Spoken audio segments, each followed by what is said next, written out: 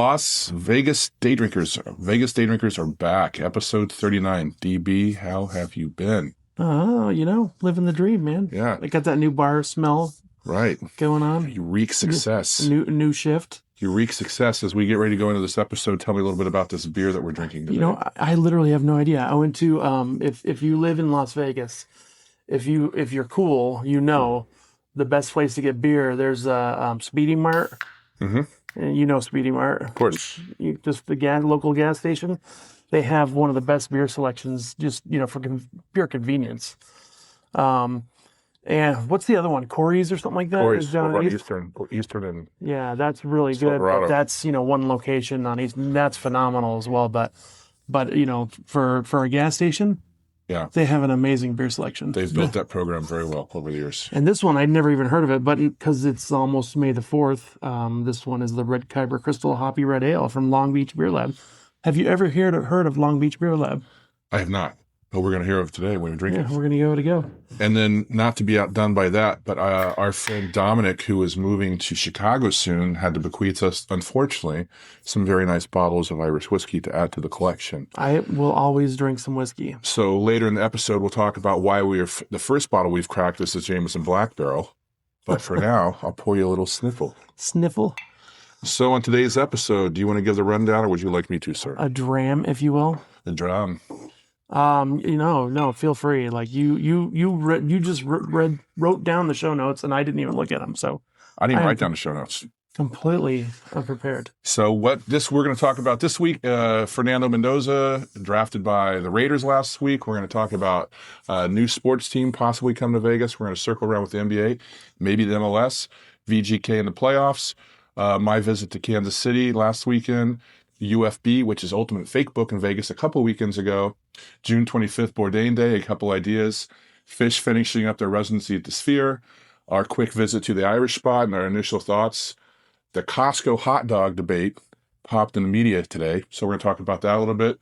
And then the big subject to chew on this week is our good friend Frank Kalunga brought to your attention, social media viability in the hospitality workspace.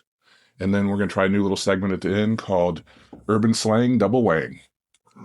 I don't know. Should I even ask? Well, if you were privy to our conversation before the show, it makes a little more sense. But. Yeah, there we go. Yes. So that's, again, we're calling this one episode 39, The Algorithm Walks Into the Bar. Welcome to the spot where the good times flow. Chris and Darren behind the bar, putting on a show in Vegas where the sun shines bright and the stories unfold. Grab a pint, pull up a chair, let the good times roll. Sip, socialize, shine, that's the motto we live by. From the Strip to downtown, beneath the desert sky. Walls tell tales, bars tell lies, but here we speak the truth. And we're back into the hizza. As we look around at the bar top here, Mr. Benjamin, you have gone kind of Jamaican me print 3D crazy. Yeah. You got a new little toy here, and then drinking the Kyber beer that's kind of a Star Wars theme because May the 4th be with you coming up. This here is 3D printed cannon, Nerf cannon. Okay. I made for my little nephew. So Gotcha. And then what do we got over here? Like the little AT-AT village? Or that's like that's like from Empire Strikes Back. Okay. It's a little mini diorama that I printed out. It's May the 4th. Gotcha.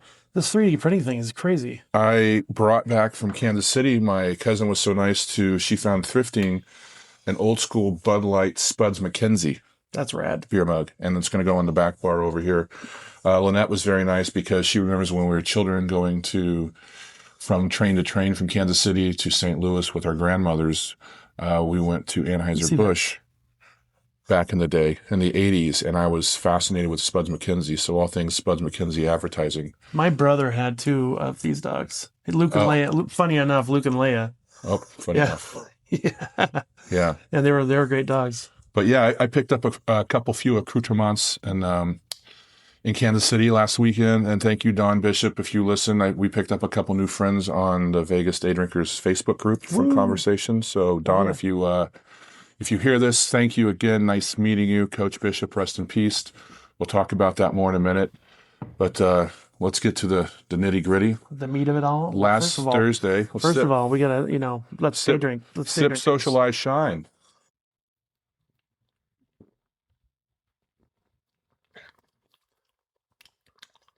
Not bad. It's not. Is it hoppy? Is it a hoppy red ale? I don't think it's really hoppy. It's very light red. Yes. But and not a bad beer. What are you doing for May the 4th be with you? Say that 10 times really fast. Exactly. Have a shot of whiskey first. Yes. Cheers, everybody. Sip, socialize, shine.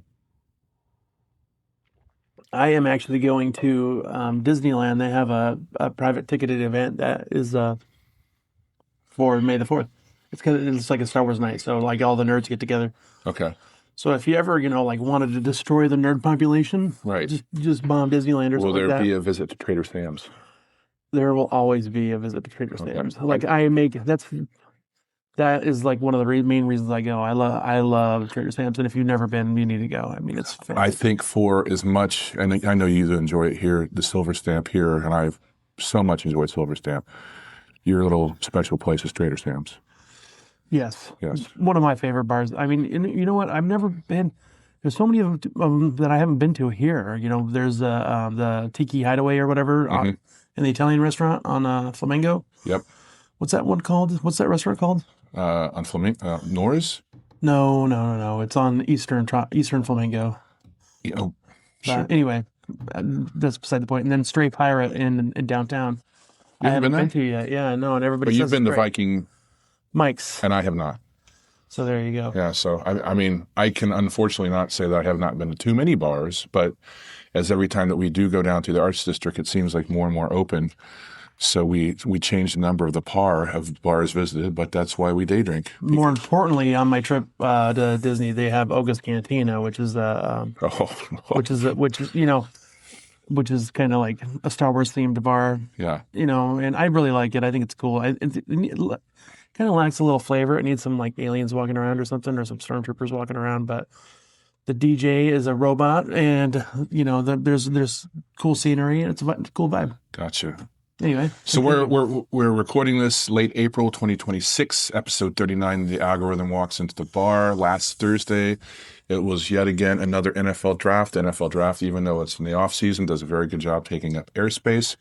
We currently reside in Las Vegas, Nevada, of which, for the first time in modern era, the Raiders had the first number 1 overall draft pick, who went to don't have any idea. Fernando Mendoza. Oh, So hence the title. yeah. What do you call him? Champion quarterback from Indiana, Heisman Trophy winner. He is bringing his skill set to the Raiders this fall. So with his Latino background, I thought it'd be pretty interesting. I couldn't find any hard stats over sales of the weekend of Mendoza jerseys to the obviously strong base of Latino community throughout the Raiders Nation. Yeah, for sure. But I did see that early signed items like mini helmets and or footballs are fetching both well over $1,000 on auction sites That already. is ridiculous. Yes, it is. Absolutely ridiculous. So it's a lot of clamor for the Raiders, who have historically not been that great in the 21st century. I can't say that I'm necessarily upset with that, but what's good for the Raiders could be good for Vegas. Yeah, well, there is that. Yes. I can see a lot of silver and gold sitting at, or silver and black sitting at my bar in the near future. Oh, absolutely. Either celebrating or it's really funny. You either get really drunk, loud people or really drunk, sad people. And when the schedule comes out Sunday nights. Yeah, when the schedule comes out for the 2026 season here in a couple of weeks, I'm sure the clamor will be more as we continue to talk about sports in this segment. The only thing I even saw about the draft was that it was on, and then that somebody that was supposed to be like a first round pick went to like 100 or something like that. Somebody that was supposed to be that's always the case. pretty hot. I mean, last year it was what's his name, Dion's kid that went low in Cleveland. So I don't know about this year as much. New sports teams. In previous episodes, we talked about the potential of a draft expansion team, which seems more than likely, probably relatively soon before the end of the decade for Vegas for the NBA, and then a team relaunch for your home city of Seattle. So that's what Adam Silver's fetching. We've talked about that in previous episodes. But what's popped up this week is there's potential that yet another major sports franchise, the MLS, The Vancouver Whitecaps are potentially looking at Vegas as a new home. Oh, really? So that will. I've always said Moving? Yeah. I know we didn't they have a meeting with like Barcelona or no, Argentina's football club about having a potential like partnership with a potential MLS team here recently. Potential, yeah. I mean, I've always said because, well, obviously, one, we're an international city. Two, the large expat community that's here. Three, the large Latino-based community. It would be just a natural landing place for an MLS team. Well, yeah, if you think from a marketing standpoint, if you had a Latin-based team, Mexico, and then your Latino community in California, Southern California, the Galaxy, you have those rivalries, Sure. Argentina and potentially, like Mexico, meetups, friendlies, all that stuff. Yeah, and we're more than just a little bit over a month away from the World Cup being on these grounds. Not necessarily Las Vegas, but North America. We should. I'm surprised that we didn't get an MLS team already to host a World Cup game, because wasn't that the rule? They had to have an MLS team in their city. I think so. Yeah. Yeah, but it's soon. Because Vegas would have been a fantastic spot to have. And then as we record this, did you see yesterday the new trailer for season 4 of our good friend Ted Lasso pops? Of course, so teasing August 5th release date. I stalk you on Facebook. I don't know if you know that. I stalked myself. Yes, and I saw the trailer. It looks fantastic. Yes. So the narrative changes a little bit, but there was a clamor of excitement yesterday on the Apple platform. Have you watched any of the Vegas Golden Knights in the first round of playoffs against the Utah Mammoth? No, I've been working, and my TVs don't get that channel, unfortunately. No. Yeah, but I've been following. I mean, we're what, 2-2, right? Today's the final game, right? Well, it's game 5, so 2-2. It's a best of 7 series. But, is it best of 7? Yeah, split. They split here. They split up in Utah. I mean, I think the team to beat in the West or the Pacific and is Colorado, but that's why they have playoffs, because you never know. I did see like a clip of people in Utah trading in their VKG jerseys for Mammoth ones, and they were giving them like 50% off or something like that. Really? Just because Utah didn't have a team, so a lot of fans, of the Golden Knights from Utah. Sure. And so. Yeah, I think Game 5 picks up either tonight or tomorrow night. Is that right? Yeah, it's either tonight or tomorrow. Yeah. Unfortunately, we took a little extended time off. I mean, we've been doing better.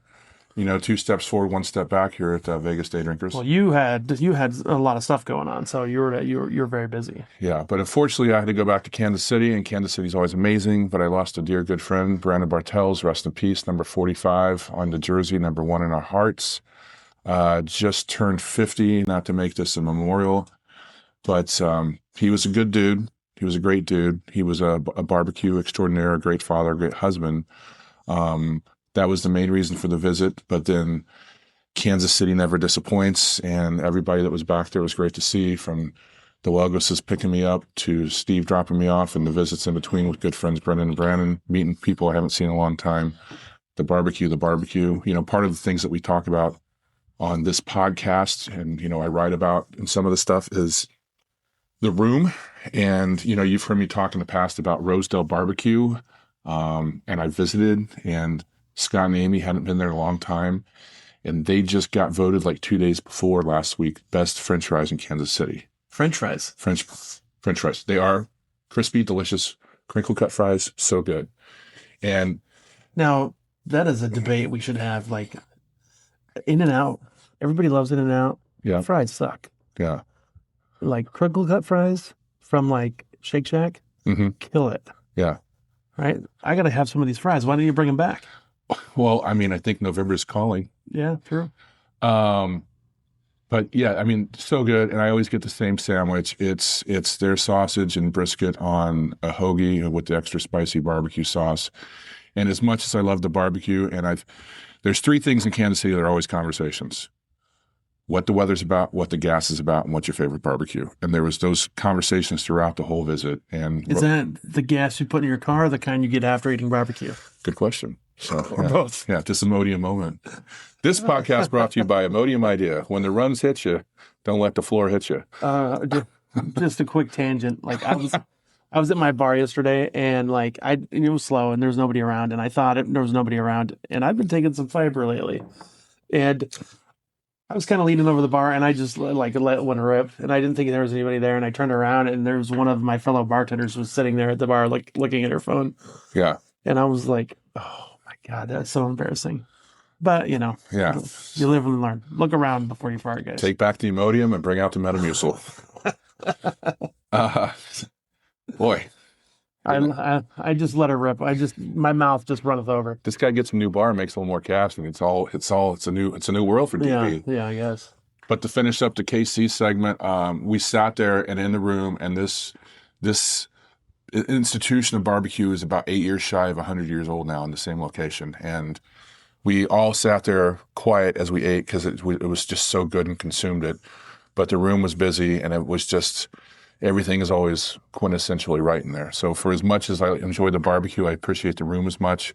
I know there's the Q39s. I know there's the Joes. I know there's the Gates and the free people who listen from Kansas City. We all know about it. We all have those conversations. What's the barbecue sauce? The one that you like your favorite? I mean, Rosedale. Rosedale? Yeah, for sure. Or like I can make pretty good barbecue sauce. Isn't that the one? It's just like you can only get it there, or is it available in stores? Yeah. It's, you can't find it outside the Kansas City. I think they do package it, but it's kind of hard to find outside the Kansas City market. Is that the one you brought home once, and it has the black guy on the cover on the? That's Gates. Gates. Yeah. Gates. Yeah. So that's the full name, just Gates? Gates Barbecue. They have multiple locations. I forget where the original location went. There's one over by the Paseo. There's one downtown Kansas City. There used to be one out by State Line. And so, like, I haven't had a lot of Kansas City barbecue, but like, the barbecue is more vinegar forward, right? Yeah, and then you've got some molasses and maple, and I think one of the components too is like tamarind. Oh, really? Yeah. So just little things that Steve K and I talk about. And then Steve K has learned from, again, Brandon Bartels, rest in peace, that you do not wrap your brisket in aluminum foil. You wrap it in brown paper. Really? So that's what Steve K took from the visit 4 years ago. So when are you going to barbecue again, Chris? It's almost that time of year. Funny you say that. Before I came over today, I stopped and grabbed some ribs. Ribs. Nice. So I'll be doing some ribs. My dad was just inquiring recently with Brandon about smokers because he got a new smoker. And then, like anything else in the backyard, I now have another smoker. I need to find a smoke show. Yeah. So anyway, I now have 4 platforms of smoking in my backyard. I have a gas grill, I have Blackstone, I have a traditional offset, and now I just picked up a Traeger. So Jesus. Cheating. In Chris's backyard, there's he's got a blowtorch. He's got like a spray machine gun that for spraying stuff down. Yeah. It's literally just pressurized washer. Yeah, but it's like a machine gun. It's crazy. Anyway. So that was last weekend for me. You worked. Yep. I took a couple days off.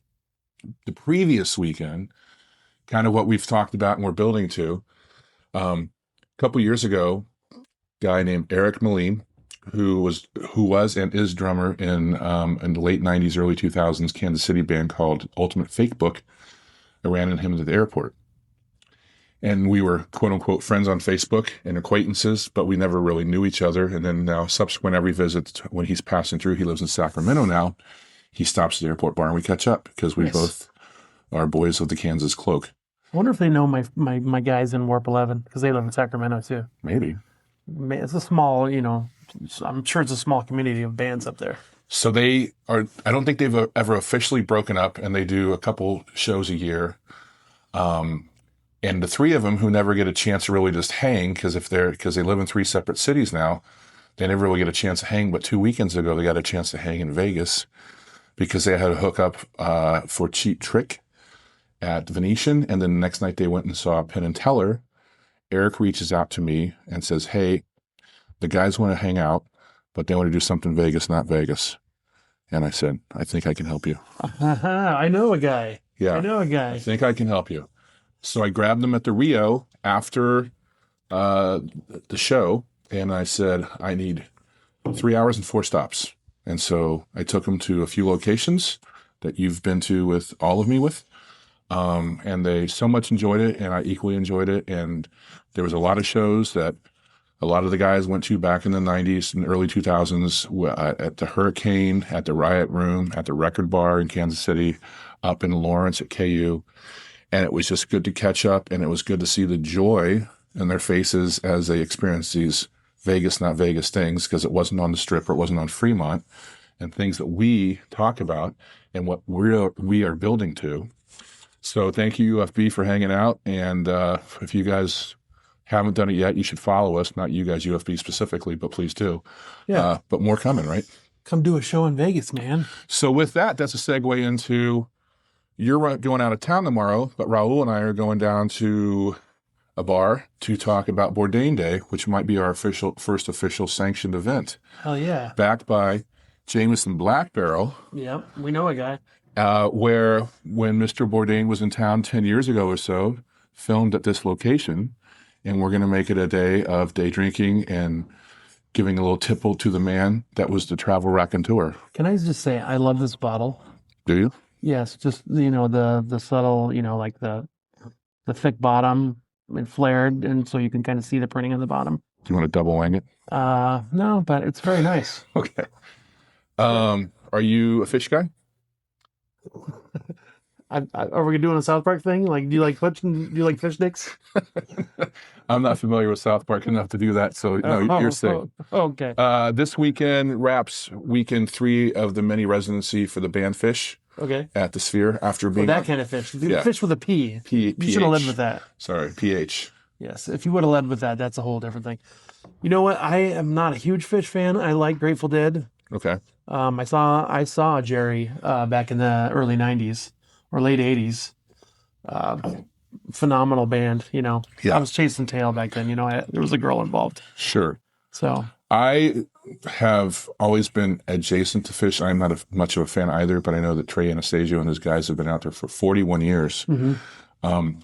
And again, going back to Kansas City reflection and working at Lucas Liquor back in the day, in the Midwest, where we were, Kansas is next to Colorado, of which where New Belgium Fat Tire is made. Mm-hmm. I always remember being in summertime, like people with longer hair and a lot more tie-dye in their wardrobe than I would come into the liquor store and buy cases of Fat Tire at the time. Yeah. Because when they went to those shows for Phish back east, that was better than Cash or Gold because it was the drink of choice before the shows out in the parking lot. Well, you make friends. Like it's like when you go to some of the islands, you're hanging out and somebody has like Yingling or something like that. You can make a friend instantly, if you have some of that to hand out. Yeah. I mean, it was like, to me, it was always like Bizarro, Smokey and the Bandit. He was going to go get the Coors beer, Texarkana. Well, that just goes back to what we were talking about earlier about how, the big 3 breweries really just kind of ruled the land back in the day, nationwide. I mean, obviously you have smaller breweries like Hams or whatever back in the day, but yeah, I don't think you probably paid for a meal or lodging if you showed up with like 6 cases of Fat Tire back in the day. Hell yeah, somewhere in the Northeast or whatever. Don't they? Isn't there a Ben and Jerry or Ben and Jerry's named after fish food, right? Fish food, yeah. Is that a South Park joke? No, no. No, people will understand the fish stick reference. Okay. But what was I going to say about? Oh, my friend is a big, huge Widespread Panic fan. Okay. So, amongst like that whole vibe, I guess, like Widespread Panic is more of an East Coast thing, I believe. And then Phish is more of a West Coast. And then Grateful Dead transcends all of them, I guess. So, yeah. Anyway. Jam band. Let's take a quick break real quick. We'll be right back. All right. Up the main segment of episode 39, the algorithm walks into the bar. Steve K was in town a couple of weeks ago for an event. It was always good hanging with Steve. I love Steve K a little bit more now because he paid for my breakfast and my beers because I won the bet with USA Canada. Yeah. And thank you, Steve. I really appreciate that. I know that you don't, but I do immensely. We dropped him off at the airport, and then you informed me at McMullen's. You're like, yeah, I think the Irish spot's open. I'm like, really? Yeah. I'm like, let's go. And you're like, no. I'm like, you don't have to work. Yeah, he forced me to go drinking at 10 in the morning. After he was already drinking at 8 in the morning. Yeah. Well, see, like I'm a day drinker, but not like a day drinker. Like I'm not a morning drinker per se. So right before I left, I went over there and did a video segment for my personal page about the ongoing discussions with the DB at the airport. Mm-hmm. It was very thoughtful. And I filmed outside, but Save wanted to check it out. And so they do have more taps now. Now the layout is this. It is the old Crown and Anchor. It's literally the cleanest you will ever see that. Yes. I mean, I think through and through, like all this early stuff, and they still haven't had their official opening party. It is as clean as that building has ever been. Or will be, I imagine. Yes. Growing pains, they're not done setting up. And of course, you just kind of got to get through some stuff. McMullen's wasn't busy at all for the beginning. Yeah, but they have 35 taps. They put up a couple more TVs. The patio's still not done. It is a limited menu, but it's very, Irish, English pub food centric. Like it seems like Vegas Starfish I saw on Instagram yesterday with her saying she loved the fish and chips. Yeah. I mean, it looked good. It looked pretty good. Yeah. Haddock or cod. Right. I'm a cod guy. Like I'm a halibut. Like I love halibut fish and chips, but that's expensive, man. Right. Yeah. Well, what's not expensive? I love putting halibut fish sticks in my mouth. Is that a fish joke? Yeah. Is that a South Park joke? It's South Park. Why did this episode become a South Park I reference? don't know. So anyway, the Irish spot is getting a lot of murmur. I don't know if he's paying some of the quote-unquote influencers, but it is popping up, and he is trying to drive. When it comes to the Vegas Starfish, like I like her content. I honestly do, but I'm kind of like it. To me, it seems, kind of shilly. Yeah. Like you're getting paid to do this. Yeah. But she is very popular, and like again, I do like her content. But it's kind of like that whole thing. Are you sell out? But like if you have a following and you can make money, why wouldn't you? I think we probably would if we did. But right? We're getting there. Yeah, Please like, subscribe, and follow. We'd like to be shills too. I was doing a little quick study. When I was researching the pod this morning and then doing some side research because my ADD starts kicking in. I was like looking up top 25 like Vegas podcasts because I think we just start cross-referencing them and then supporting each other. Well, yeah. I mean, I think it's a small family, and I think that we should. Right. Kind of. I think new media is way more important than traditional media because traditional media has all been bought up by billionaires. Yeah. And so, like, something like this, something where you can watch and kind of get a little bit of information that you might not entail, Folks, he said the B word, so if it goes down the hill from here. Take a drink, everybody. Darren, what's your real take on billionaires? No. But no, it's a platform. I mean, you and I have the discussion all the time about what we think the right length is or whatever, and we try and keep these under an hour because I agree with you that, to and from work, about a half an hour is proper consumption. Yeah. Like coming over here, it's not quite half an hour. Not that bad at all, 15 minutes. But like I wanted to listen to another pod. I mean, that's an hour and 40 minutes. Shit. Yeah, my take is, like on your lunch hour, you can listen to it, or you have a 30-minute commute. So on your way to work and on your way back home, you can listen to it. If you have like 7 or 8 podcasts you listen to regularly, then you can do that all on your work week, and it's not that bad. Yeah. I don't know how people do Rogan like 3 hour, 2.5, 3 hours.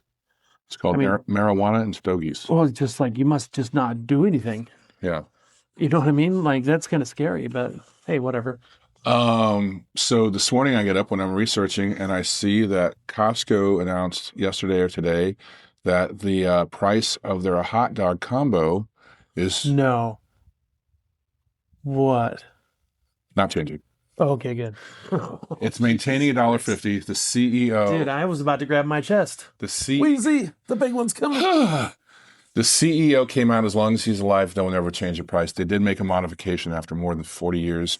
If you go in and do the hot dog combo, you're not now just limited to the soda beverage. You can have a bottle of Kirkland water instead. Yeah. So if you're not necessarily a soda drinker or you don't want the calories of that, the empty calories of a soda. Hasn't that always been the case? I don't think so. I do. Water on tap. Oh, okay. But then equally too, I remember too, because they've spent the last year retrofitting all the Costco's because they re-signed the Coca-Cola contract after they had a Pepsi contract for 10 years. Yeah. Now it's Coke now. Much to the clamor of the membership base, who I think most people in the country. You never say Jack and Pepsi. Have you ever heard anybody at the bar say, "Hey, can I have a Jack and Pepsi?" Funny enough, you should say. I had a guy yesterday. No, really? No, well, 2 days ago, he's like, "Give me a Jack and Pepsi," and I was like, "We don't have Pepsi." And he's like, "What the hell is wrong with y'all?" And I was like, "Okay, you're like the third guy in 30 fucking years of bartending that said that to me." Yeah, 1 per 10-year average. Yeah, exactly. Did he really? And Yeah. what the fuck is wrong with y'all? No, I mean, essentially that's what he said. He's like, that Coke stuff's way too sweet. And I'm like, Do you okay, sure. do you honestly not have Pepsi at that bar? No, we don't have Pepsi at the airport. Well, there's machines, but all of our HMS has a contract with Coke, I believe. Okay. Did not know that. Yeah. Okay. Do you have Pepsi at your? We have Pepsi. So you're a DBE, but don't get them started. Like me and billionaires and you and DBEs. Yeah. That's sensitive. They're kind of run adjacent to each other. It's the M to the B. So Yeah, the M to the B. But yeah, they're keeping the price, but it's getting a bit of virality today on the medias, the socials, because again, I kind of led with it that way. People are like, "What? You're changing the price? Oh my god!" We talked about me 3D printing earlier. I have ordered some red and blue filament, so I will be able to. There's a Costco hot dog tray that you can 3D print. It has the Costco logo and then hot dog, and then you can clip it and put it on your tray, and it holds your hot dog and your beverage. So while you're shopping, you can just kind of sit and enjoy your. So I will be printing one of those for your. I'm going to do it for your parents because I think your parents would get a kick out of it. Matt Campbell, do you appreciate that snicker? Do you think your folks would get a kick out of that? I think my dad absolutely would. Yeah, my mother's not as enthralled with Costco as my father is. My father goes 3 there times a week. is a hot dog and drink tray coming in your near future. There we go. So I was kind of thinking about that and marketing and virality, and people know that when they go there, and it's a thing, and it draws them in. And after you spend $300 in your shopping cart, when you only plan on spending $100, remember there was like the guy on social media that was like flipping out about the chickens, like not like changing like from a plastic container to a bag. Yeah. And he wears like a shirt with like the barcode, and he's like, never change the price, and like. And they haven't. Yeah, but just something as simple as changing from a plastic container to a bag. Yeah. Just fucking like angered the people. Yeah, I don't know about that, but I mean, I see it obviously when I go in there. I don't really care. Well, I mean, like, okay, you get $1.50 hot dog, but then you go in and spend $300. Like, right. I mean, which goes to one of my spots.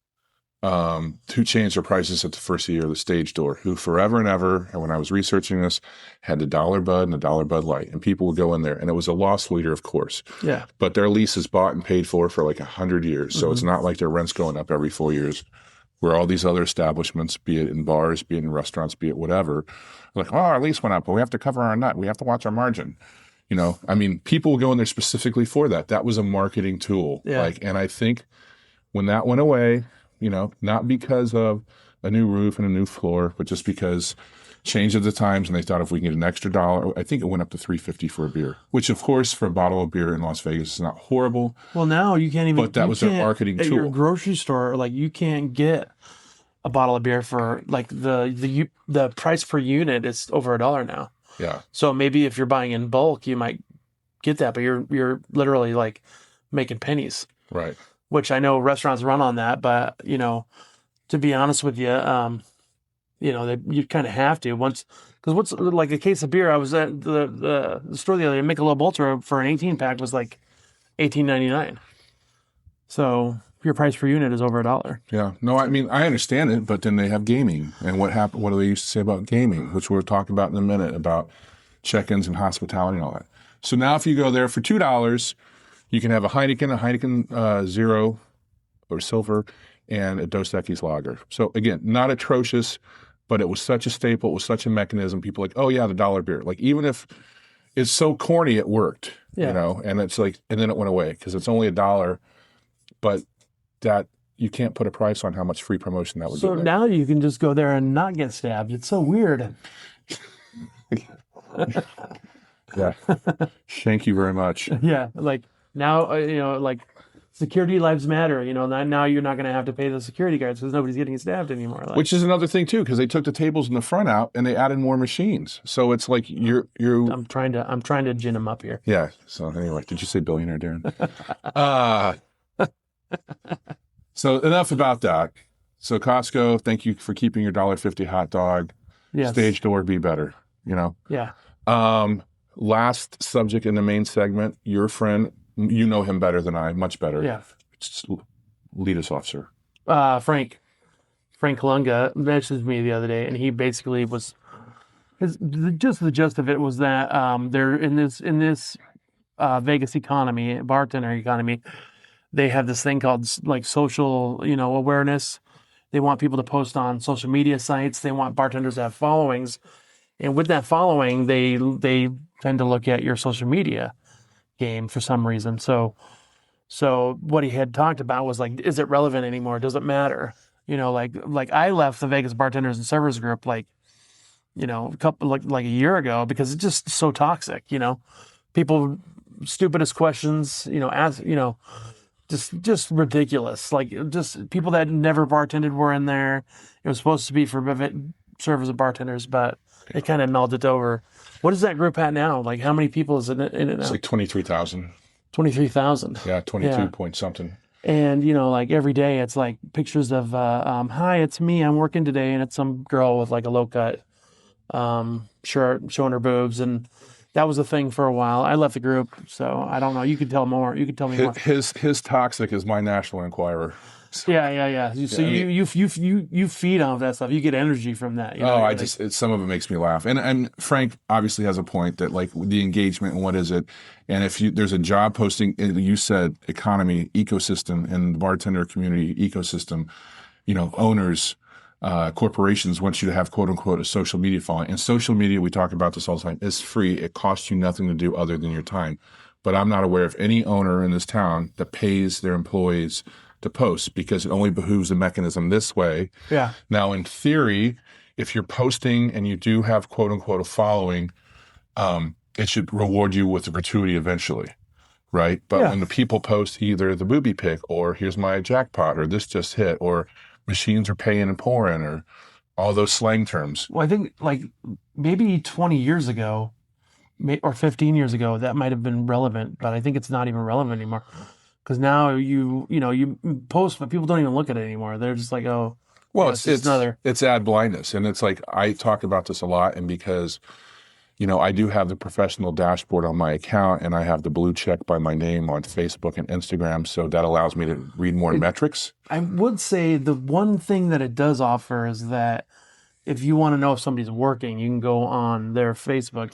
It does. And say, oh, hey, so and so's working today. I can go see him.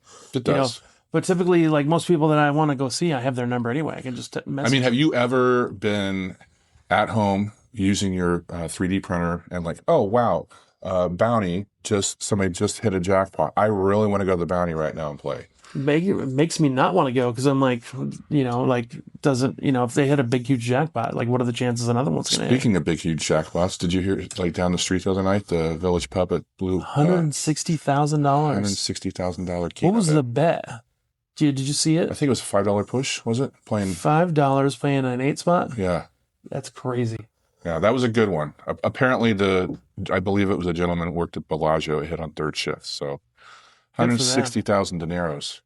Good for them. And for people like in Vegas, like if you're a diehard gambler, like one of the number of bars have it, but like some of the bars have really high bet denominations. So right. Like Village Pub is one of them because they're owned by a bigger corporation, but they have higher bets. So you can bet $5. Most local bars they limit Keno to like $1 or even $4.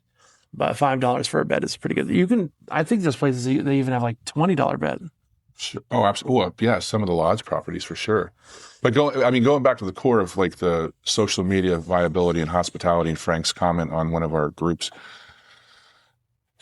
I guess I should preface before I make the statement and sign the waiver is like, I know we're going to sound like get off my lawn, but like, if Kramer was the ass man, I'm a boob guy, right? And like my joke has always been, the bigger they are, the bigger the problems. But coach, put me in. Put me in, coach.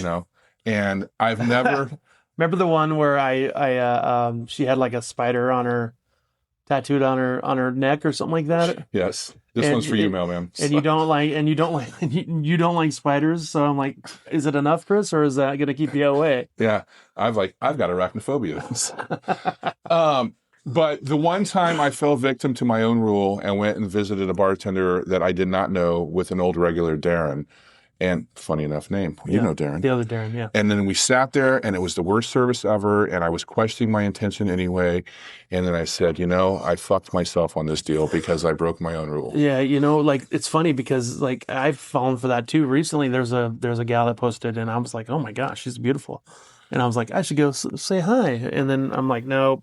Don't do it, dude. You're just going to be disappointed. And this isn't obviously besmirching women or like women that are very important in the bartending community too. It's not that, but it's like, it's more so a call, like make a viable offer, like if you're really good at your chicken wings, maybe do that or something because like a taxable to me is like, I see people, we're talking about it, but it didn't drive us to Buffalo or I'm sorry, Village Pub. You didn't go that. You didn't go that night. I didn't go that night. I haven't been since. That being said, something viral that I've never even seen on Facebook, but it's kind of spoken of in the bartending world is like PT's has a 10 spot. That's what, $200,000 right now. Yes. And it's for a dollar bet.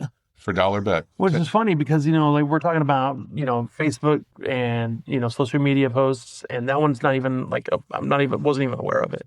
Oh, they have it on billboards around town now. Oh, do they? Yeah. And they've enhanced all their media boards within the pubs, the PTs. So and that is a marketing point, Now I thought it was supposed to hit by 200,000, but it capped at 200,000. But inside rumor here, I think they've moved it up a little bit. So a little bit. People are chasing it, and it's free marketing for them. So my point has always been bar owners and bartenders listening, and we're going to post this in the Vegas Bartenders and Servers group just to piss him off, is make a better call to action. I mean, for the first 5 people that like this, comment on this, and bring it and show it to me, we give you $50 free play or match play. Or I could see promos being useful still, but like Frank was very good at selling himself.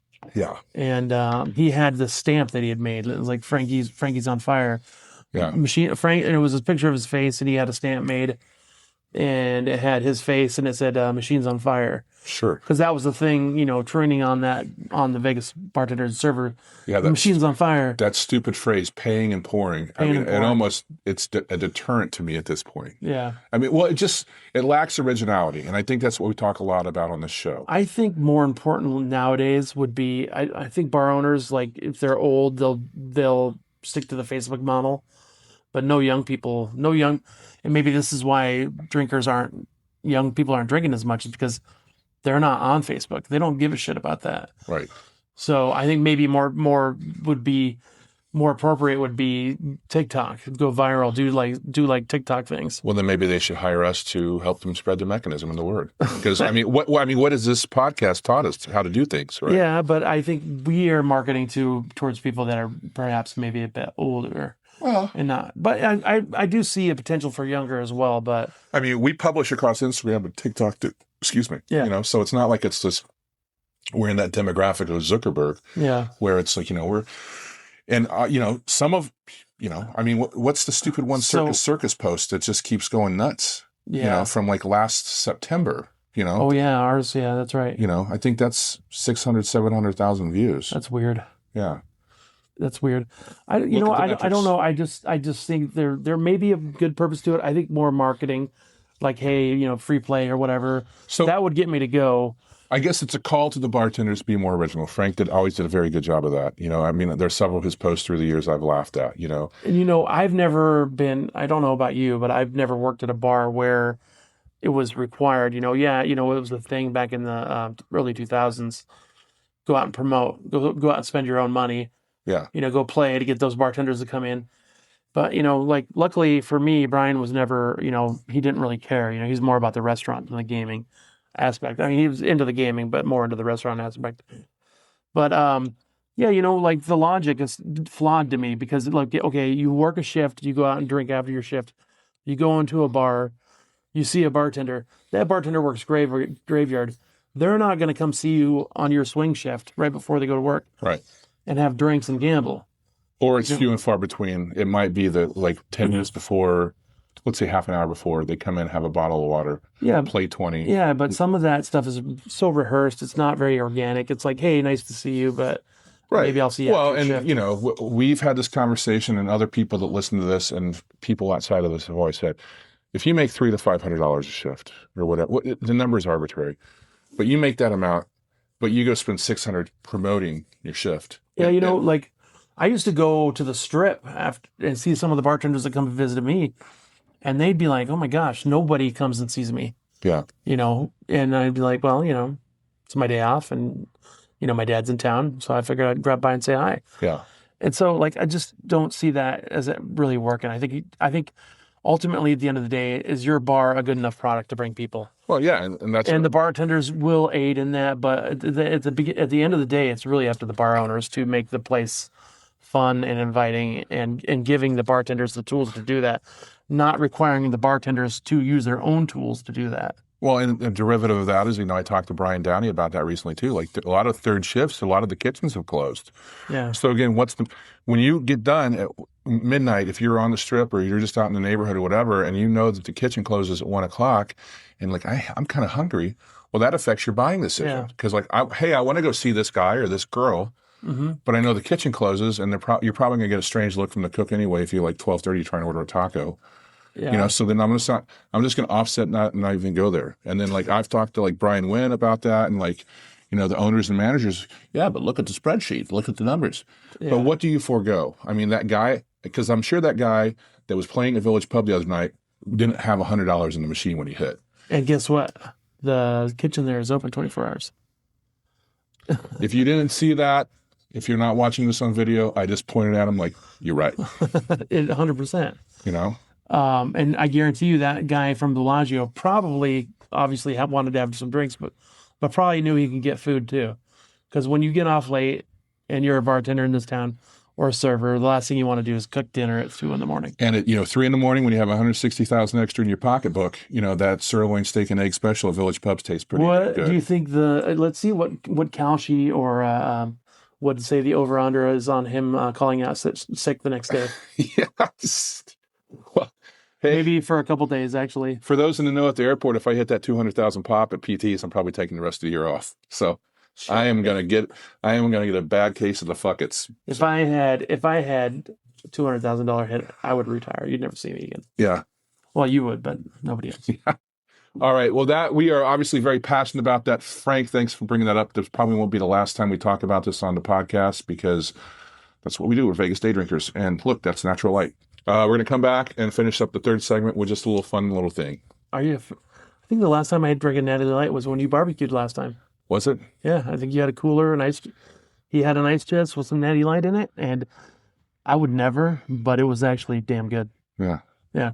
All right, we'll be right back. Tick-tock and we don't stop, and the beat goes on to the break of dawn. Is your phone resetting? We're back. We're back. We're wrapping this one up. Episode 39, the algorithm walks into the bar. So kind of just what the title of this episode was about. We just talked about it in segment 2. This one's going to be pretty quick. We have to get back to Cheers Chats. I dropped the ball on that again. But like some of the segments we've talked about, but I think another fun thing we might try is Urban Dictionary stuff and just people's interpretations. Okay. And we're going to call this segment like urban slang, double wang, just because I like play on words. Yes. So a few weeks ago at my airport bar, a couple from Chicago, here's the impetus of this thought, came in, sitting there, obviously not quite sober. I poured you a little more whiskey. I see that. I was like, why is there more? What happened here? Yeah. And they were younger. I'd probably say late 20s, early 30s. And they asked me for a couple glizzies. Did you not know what a glizzy was? I did not know what a glizzy was. What? Do you know what a glizzy is? Yeah. What is it? It's a hot dog, but it's got like a hot dog that's like got a good snap, like it's like a real hot dog. So being from the Midwest, and I said, what's a glizzy? And like, you don't know what a glizzy is? And I felt like I lost my Midwest card. Oh my God, or something. Chris. No, I don't think it's a Midwest thing. I think it's more like Chicago. Is that Midwest? Okay. All right. Have another sip of whiskey. Yeah. So anyway, Chicago is more north. Yeah, but I commented to them. I go, I feel fairly still like ear to the rail of pop culture, and I go, what's the origin of the glizzy? And like, it's a hot dog. It's like you just said. Yeah. I'm like, okay. I think a traditional like a real glizzy is like a red hot dog with a good snap and like. Well, I looked it up because when I don't know something that bugs me. Yeah. And the origin of the word glizzy actually was born of like in and around the Washington D.C. area. Really? Because the hot dog was because all the politicians and it was a Glock. It's just it looked like a gun. I'm like, what? So I said this to the couple, like, are you not like, no, it's a Chicago. I'm like, well, Chicago has adopted it into pop culture more. Yeah. Do you know what a Chicago hot dog consists of? It's in it like peppers, onions, mustard, and pickles, right? Pickles, yeah. Is it peppers? Relish and celery salt. Celery Celery salt's salt. always the big one. So Well, there's the Seattle dog, which is like cream cheese and jalapeno. It's Yeah. like pretty famous now for the West Coast.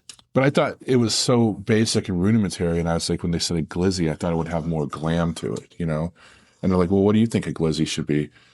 And I said, I don't know. I said, and there was a guy listening, because you've worked at bars where you're talking to said people, but other people who are kind of quiet anyway, they're Yeah. just like still listening. Yeah. And I said, you know, maybe there was a gal whose name was Elizabeth, and she dated Capone in a day, and his pet name for her was Glizzy. You know, and that sounded more romantic and Sure. something more of a naming nomenclature than just like, you know, a hot dog, which we all like hot dogs because we talked about Costco hot dogs. Of course. But I think urban slang and our interpretation of how these words come into the rhetoric of the culture, it might be interesting to talk about. So, and if you know, just as I say, drop it through the garden, which is another phrase for the hot dog. Just put everything on it. Oh, really? Yeah, for the Chicago. That must be like a Chicago thing. Yeah, yeah. Well, yeah, or like you go to Five Guys and it's like, you know, You see those videos of the food truck and you walk up and you're like, what's good? And they're like, shut the fuck up, move along. Like, come back when you learn how to order. And that statement is why I have on YouTube half the market not made for children. So. Speaking of